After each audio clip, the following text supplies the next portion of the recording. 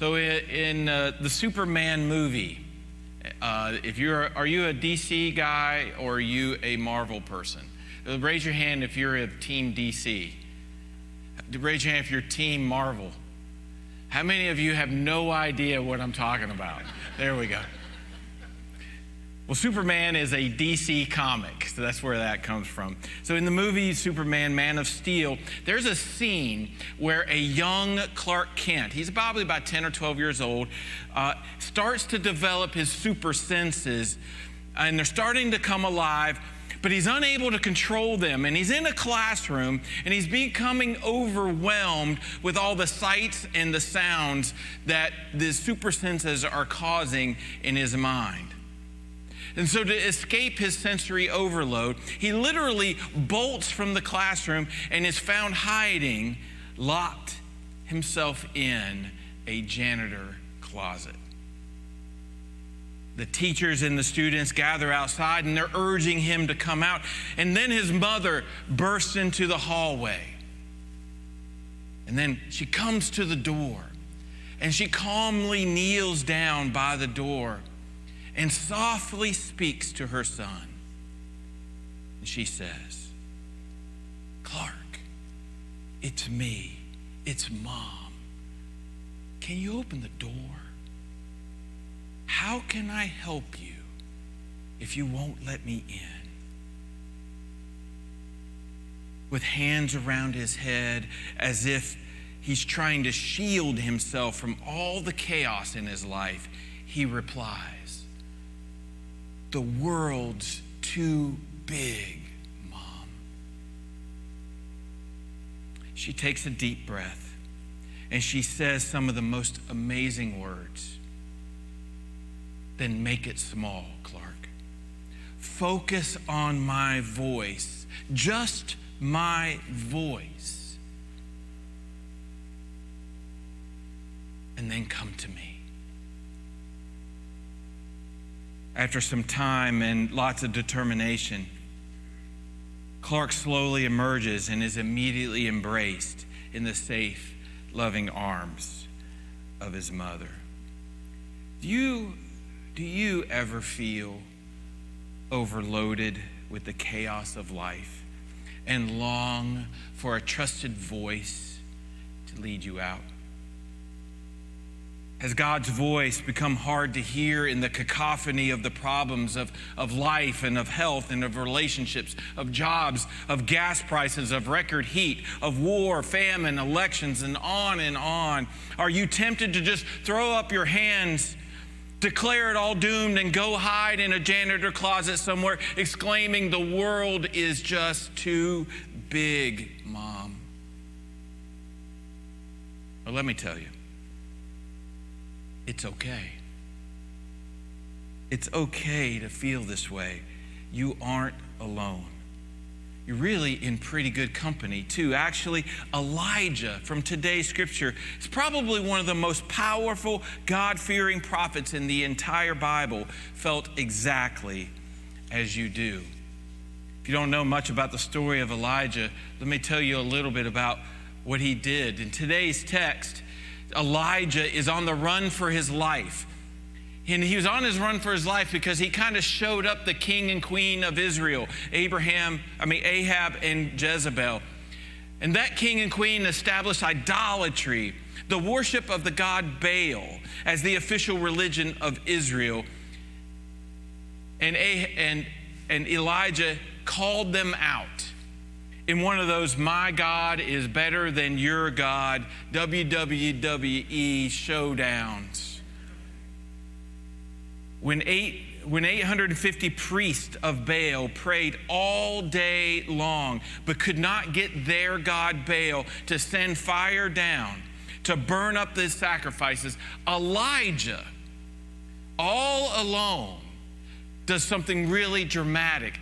He takes his altar and he douses it with water, and then he douses it again, and he keeps dousing it with water till it's good and soaked. And then he prays to the Lord, and suddenly down comes a tremendous fire from heaven, not only burning up the sacrifice, but also consuming the wood and the soil and even the water.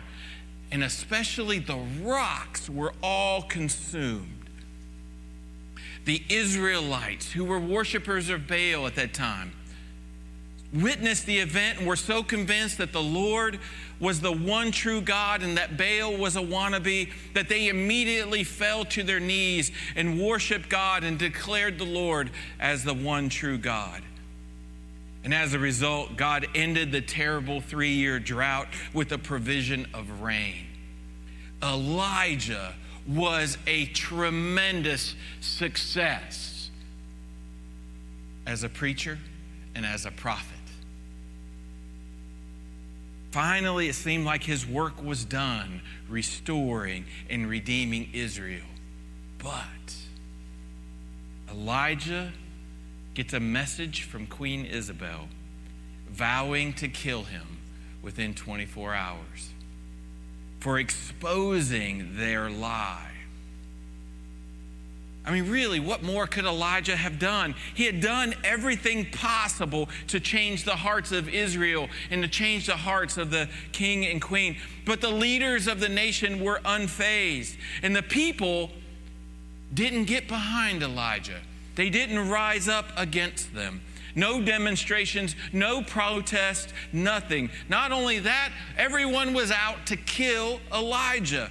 And Elijah is starting to wonder, what did I do all this for? Convinced that he had failed, feeling abandoned by God, utterly dejected, depressed, and now afraid for his life, Elijah flees to the janitor's closet of the wilderness in Mount Horeb, questioning himself, questioning God. He goes from the highest point in his career to the lowest. He even asked the Lord to take his life. I can sum it up this way.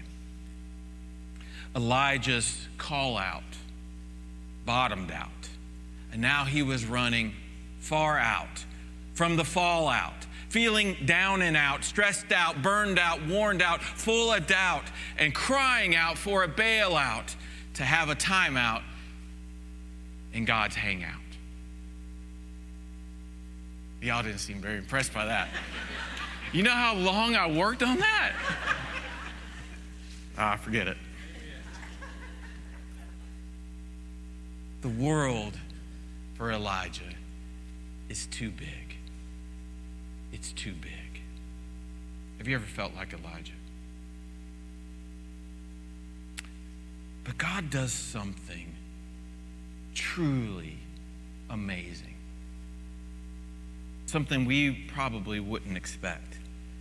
To a depressed, discouraged, scared Elijah who's hiding in a janitor's closet or a cave, God gets down on one knee and gently says, focus on my voice. Just my voice. Can you hear it? Then come to me.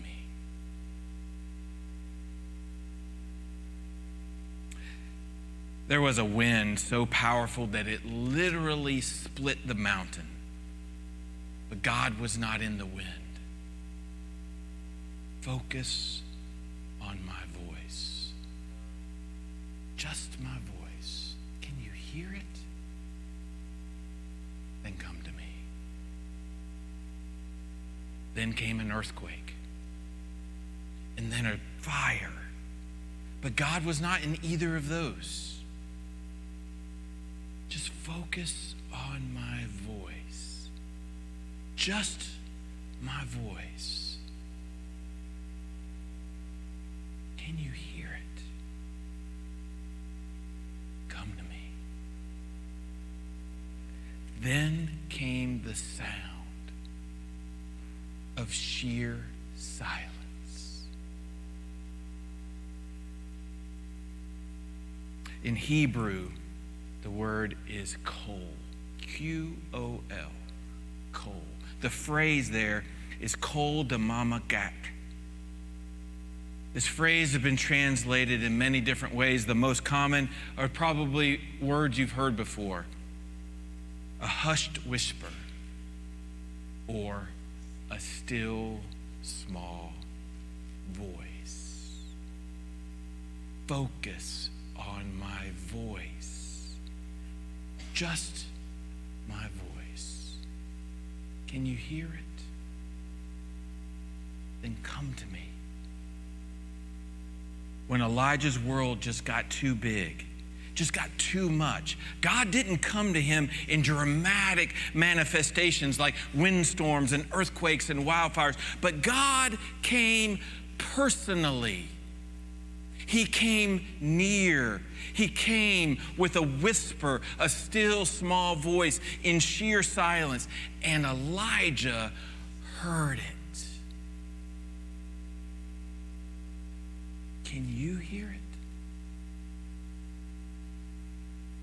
When you encounter the craziness of the world today, are you looking for God in the powerful and in the dramatic and in the big and in the loud? Or are you resting in sheer silence? Can you hear the silence? Listen.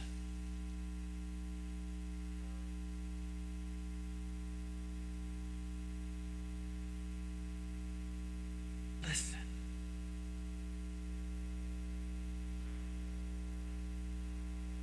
Focus on my voice. Just my voice. Can you hear it? Then come to me.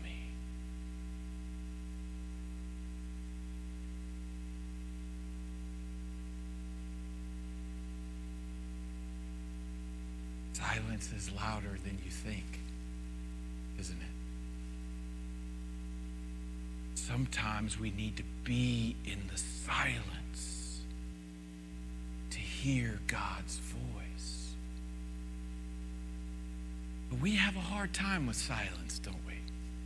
How many of you felt uncomfortable just a second ago?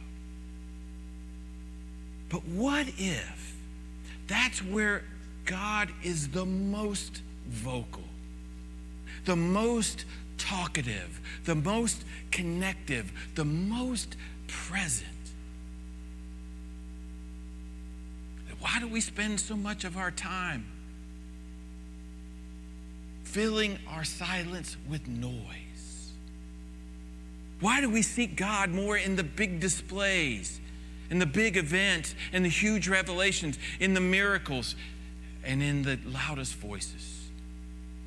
You see, we deliberately have filled our lives with stuff, with noise, filling our days with so much busyness, filling every waking moment with something that keeps us occupied. And we wonder why we find it difficult to hear the voice of God. We fill our free time with hours of TV and internet and social media and entertainment. Cell phones and smartwatches have become an addiction, demanding our attention every time it buzzes in the middle of a meeting or with a lunch with a friend. When do we ever just take time to stop and turn it all off and just listen?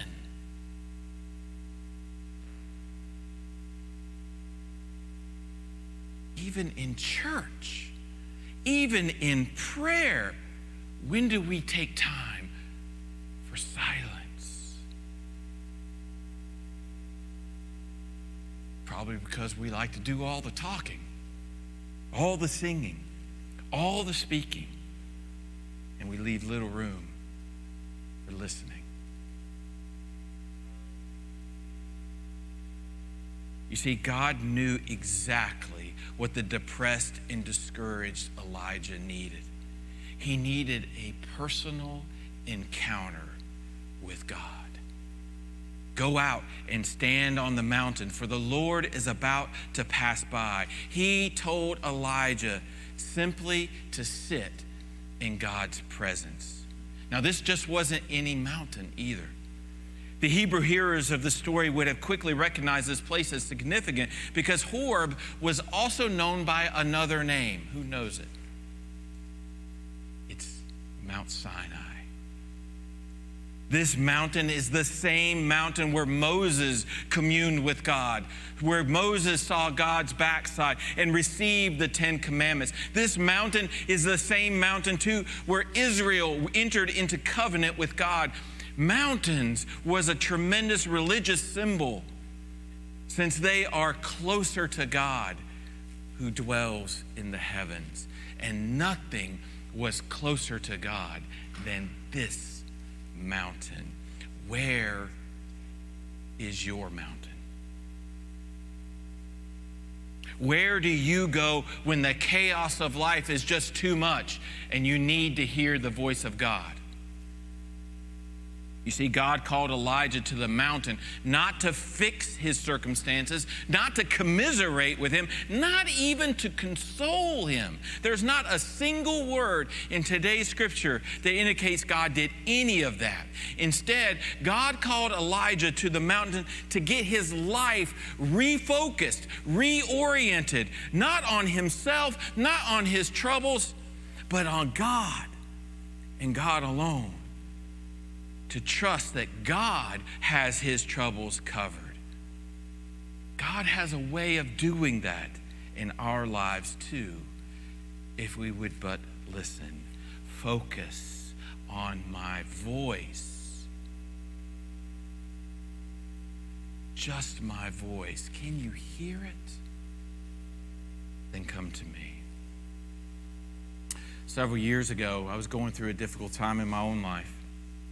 I become dejected in ministry as I didn't feel like I was doing anything well, nor did I feel like I was making any difference. I was seriously considering leaving the ministry.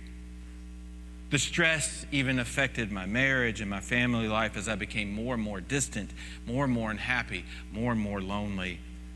The world was just too big, Mom.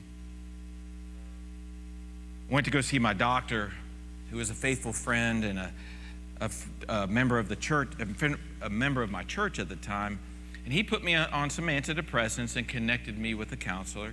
And then he asked me something else, something that truly startled me.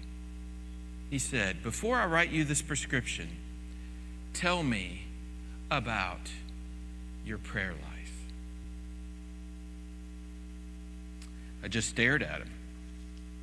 My mind went blank. I had nothing. I actually broke out in a sweat. I'm an ordained minister at the time, for 20 years at the time. And I was not only a minister at his church, I was his minister. No doubt some of his tithe to the church was paying my salary. And no one had ever asked me this question before, and I had no answer. I had no regular, deep, and intimate prayer life with the very God who loves me so much that he sent his son Jesus into the world to die for me. I had unknowingly drifted apart from God like two canoes left in an open pond. And no wonder I felt my life was spinning out of control. No wonder I felt my ministry was not bearing any fruit. No wonder I felt like a failure. No wonder I felt lost. No wonder I couldn't hear God's still small voice. Focus on my voice. Can you hear it? Come to me.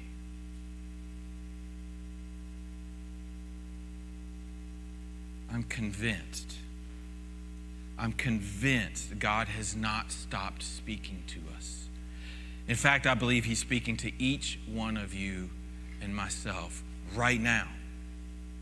Jesus promised that all his followers would hear his voice when he said, "My sheep hear my voice, and I know them, and they follow me." Maybe we have stopped listening, or maybe we have forgotten how to listen, or maybe worse, we are choosing not to listen. So let me say all this and wrap this up with this. God will not compete with the noise of the universe that we selfishly put between us and God. God will not force his way into our lives, but God will stand at the door and knock. God will never give up calling those who are listening. We may be begging for burning bushes, or a great fish, or a walk on water, or a big event, or a big worship service, or a loud voice, but displays of God's power doesn't necessarily lead to changed hearts. Instead, it's the still, small voice of God speaking to the human heart that moves us through the chaos of life.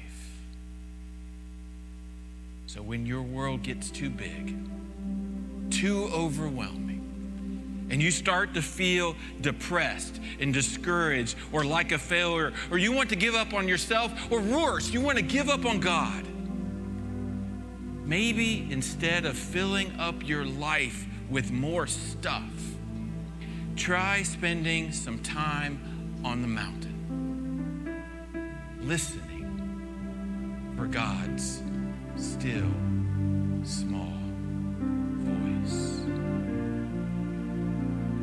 Focus on my voice. Just